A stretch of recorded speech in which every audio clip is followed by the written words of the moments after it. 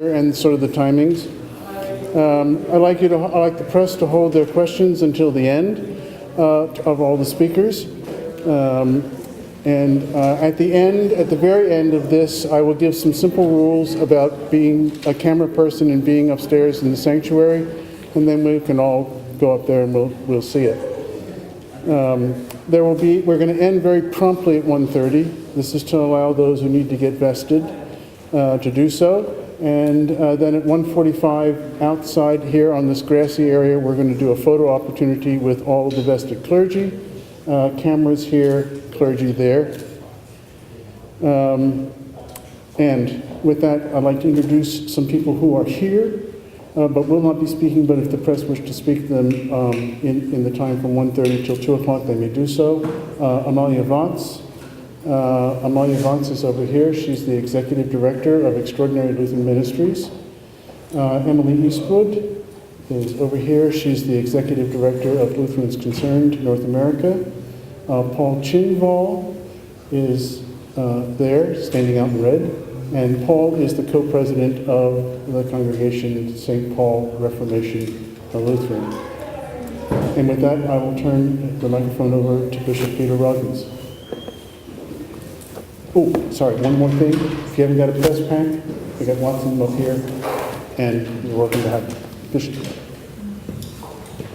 Thank you, Phil. I, too, welcome you here. Look forward to this conversation. My understanding is we're each going to make a few comments to begin with, and then see where the questions and conversation might go. You who serve in the media know that what happens here today is historic. It's drawn a great deal of attention. It is, for some, very long awaited. It's also, in a sense, I'll use the word insignificant, which may surprise you, but I'll come back to that in a minute. It's historic, not in the sense that it's often portrayed, that is, a great battle has been fought and there are winners and losers, but rather there has been great conversation, anguish in some corners, in a variety of ways, but ultimately our church has come to a point where we've decided that the doors need to be opened a little more widely and circles need to be drawn larger, and that we are going to trust local congregations who are drawn by the Spirit to be faithful in their ministry in given places, who are drawn to call gay and lesbian persons into ordained ministry in those places. This church has now said we affirm that as being of the Spirit and able to be trusted.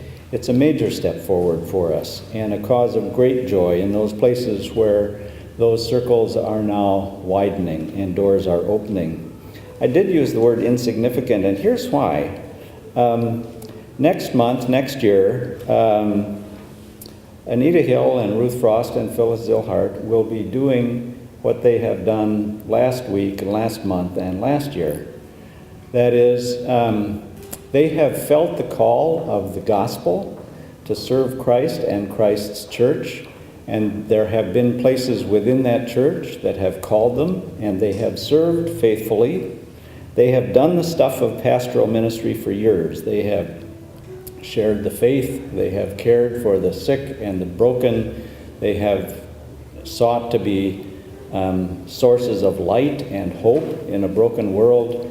They have gathered and nurtured communities of faith. Between them, you can add up 60 years worth of ministry that has been going on and will continue to go on after this day. What's historic, of course, is that on this day, this church receives them officially as a part of the ordained and public ministry of this church. It is a day of opening doors. Anita Hill is the first of the three to speak with you. The question about it being a historic day. It's a day that I thought in 1985 might come by 1995. It's a day that in 1995 I thought might come by 2005. And by the time the vote was taken in 2009, it was a big surprise to me because I had thought I'll be retired and gone before that vote happens. And it's a delight to be here on a day when reception is going to happen Your comment about insignificant, I think, is apropos. We've been about serving the people of God and doing God's ministry, and we will continue to do that in the days ahead. As I read Jeff Strickler's piece in the Star Tribune this morning, it struck me that today is the day that I become a has-been. And dear God, am I glad. Amen.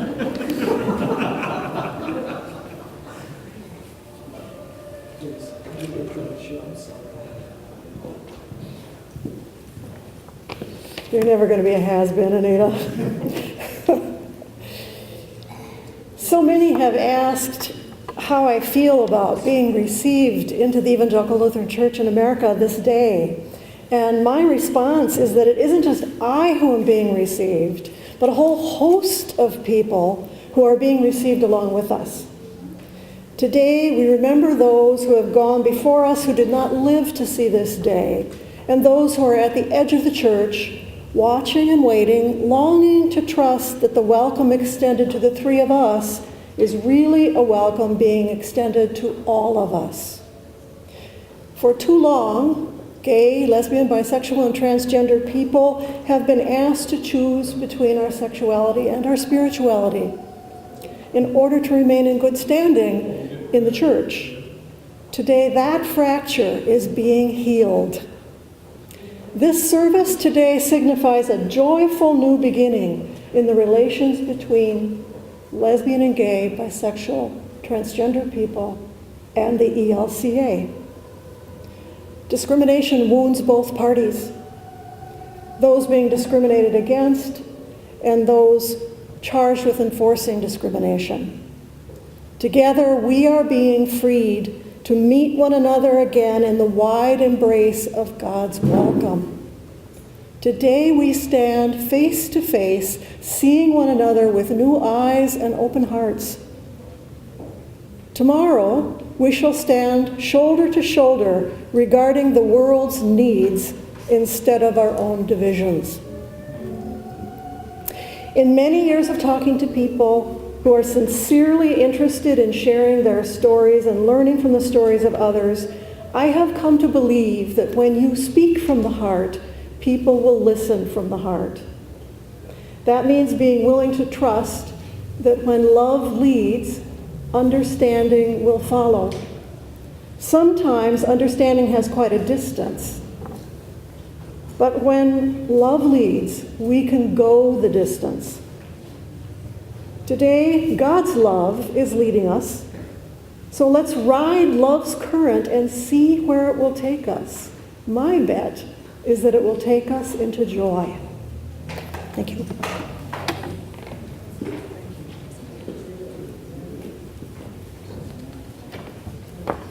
My name is Pastor Phyllis Zillhart. This joyous day manifests the incarnation of God's justice love for all people. Hopeful hands extended in blessing during the ordinations 20 years ago in San Francisco and 11 years ago later here in St. Paul are now joined in prayers of welcome and celebration. A path for wholeness and authenticity for gay, lesbian, bisexual, and transgender people was not available within the policies or leadership of this church at that time. But when the door of the institution was closed, the hearts of God's people were open. The church found bold and creative ways to live out the calling for wholeness and liberation for all. Using the biblical metaphor, when the door was closed and access was blocked, the roof was removed so those seeking God's justice love could find their place of blessing at Jesus' side. These services were called extraordinary ordinations because they needed to take a creative path to blessing. God's hand has sustained us these many years, blessing us so that we might be a blessing for others. For that solidarity, for the support and creativity that has led to this day, I am deeply grateful. The changing of the ELCA's policy to end its exclusion of partnered gay, lesbian, bisexual, transgender persons called to ministry, and the recognition of these ordinations mark the beginning of embodying God's justice love to our diverse world. Acknowledging sexuality is not easy. It raises our deepest longings, fears. It's about our identity. It is a realm of joys and wounds, and therefore our sexuality and the gift that God has given us through that can be a pathway to healing and grace. And so it is a very good place to make the gospel real for real people. May the ELCA embody Christ's radical love for all people, including gay, lesbian, bisexual, transgender people, our allies, families, and all who are searching. For young people searching for authenticity in action, for immigrants seeking welcome, for the poor needing food and shelter, and for the dying and their families yearning for the presence of grace and dignity. This is a historic day of welcome where the doors open and I rejoice.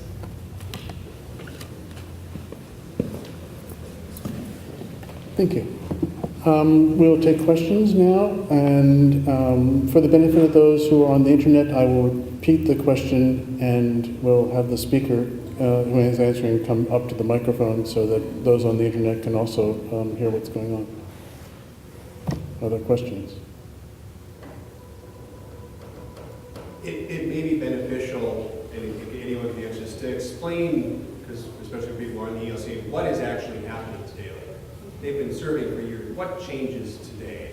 The question is, what changes are taking place today? They've been serving for years. What is today's ceremony all about? Someone? Bishop?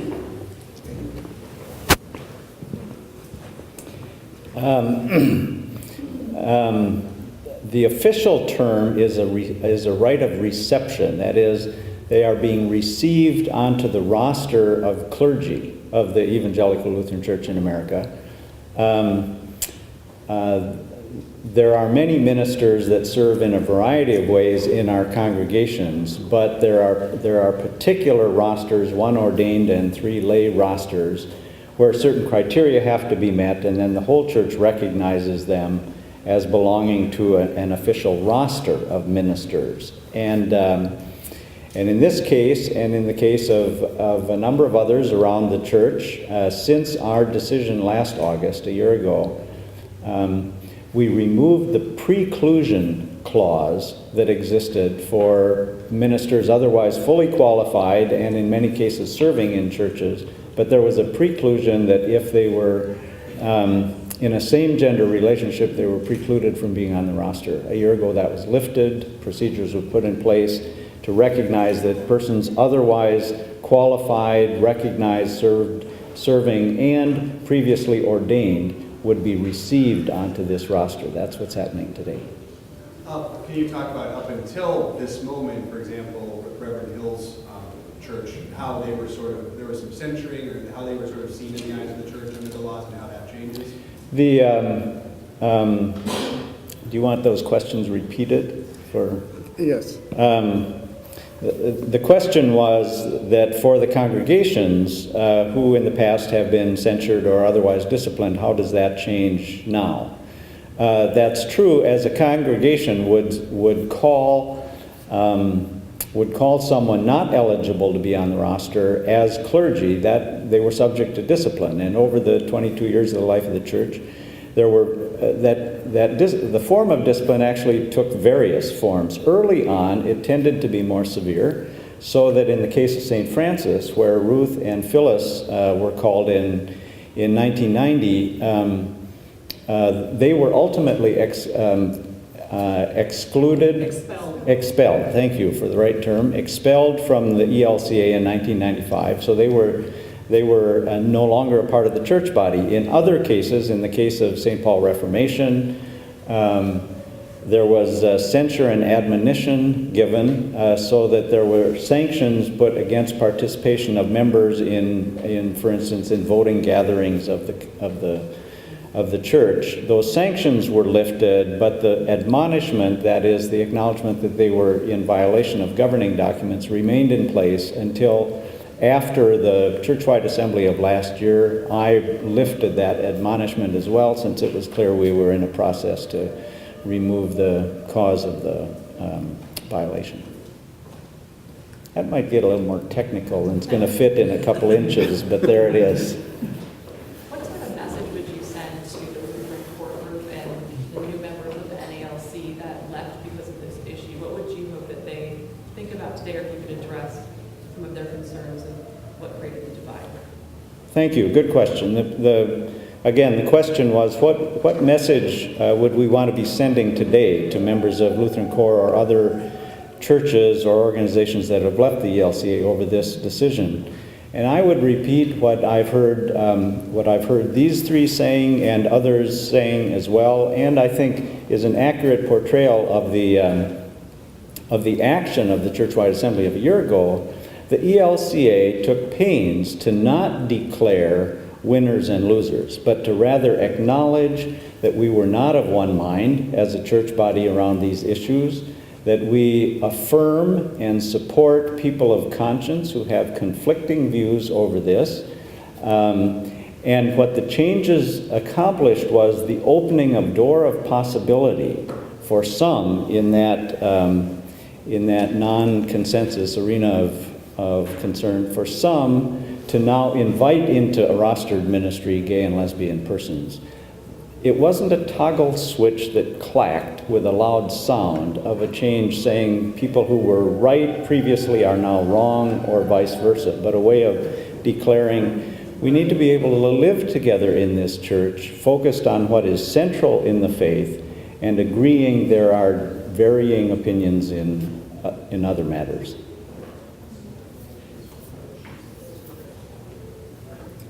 Other questions? Yeah. One of the opening questions was what changes today?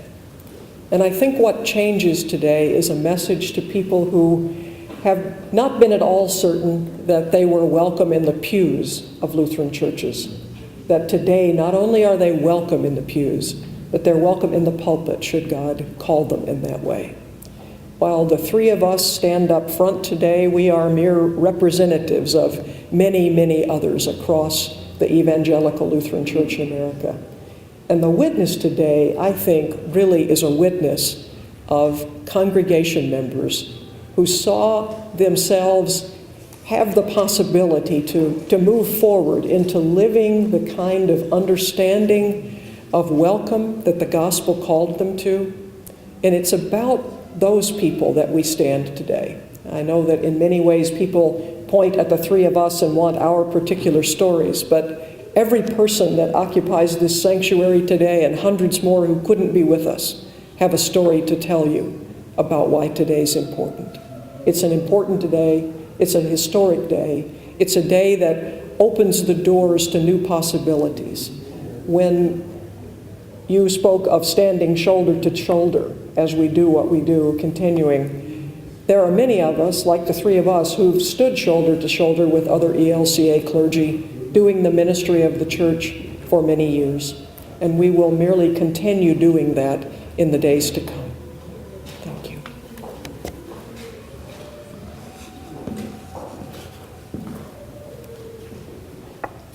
If there are no further questions, we'll adjourn here.